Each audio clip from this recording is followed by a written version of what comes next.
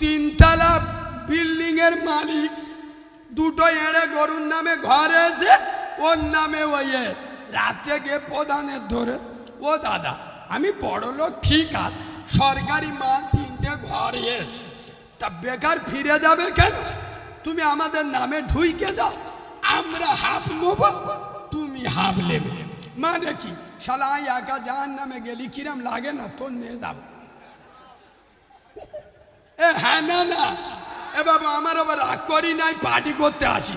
তবে একটা কথা বলি, আমাদের যারা ভোটে দাঁড়ায় না, যে পার্টির হোক, আমি নবীর মেম্বারে বসে বলছি, ভোটের 15 দিন আগে এরা জনগণের সাথে যে ব্যবহার করে, জেতার পরে 5 বছর যদি ওই একই ব্যবহার করে, এ শালা আল্লাহর ওলি হয়ে যাবে। আল্লাহর কি ঠিক বলেছি না?